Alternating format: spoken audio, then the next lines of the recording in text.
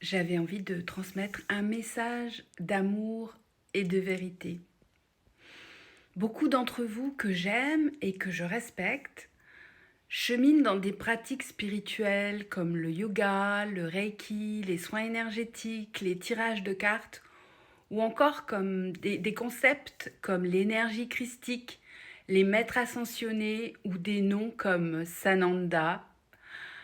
Je sais que ces choses peuvent sembler belles, puissantes ou éveillantes, et je comprends votre recherche profonde de sens.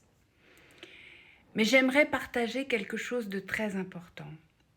Une différence essentielle entre ce que dit la Bible et certaines idées qui circulent aujourd'hui. Le Jésus de la Bible n'est pas un maître spirituel parmi d'autres.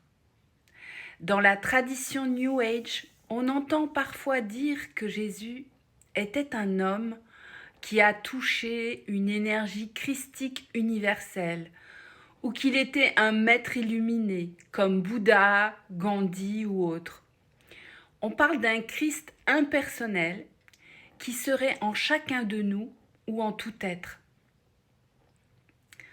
Ce n'est pas ce que la Bible enseigne. Dans la foi chrétienne, biblique, en fait, Jésus n'est pas seulement un homme éclairé. Il est le Fils unique de Dieu et pleinement homme. Il n'est pas une énergie impersonnelle, mais une personne, Dieu lui-même manifesté parmi nous. Il n'est pas un Christ universel qu'on retrouve dans tous les êtres.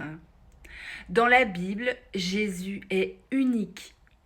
Il n'existe pas plusieurs Christ, ni un Christ conscience que chacun découvrirait en soi.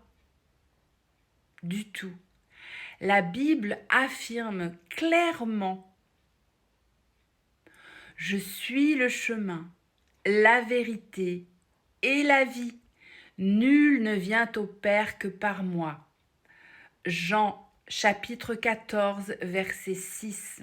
Cela veut dire que la relation avec Dieu ne vient pas d'un état intérieur de conscience, ni d'un éveil énergétique, mais de Jésus lui-même.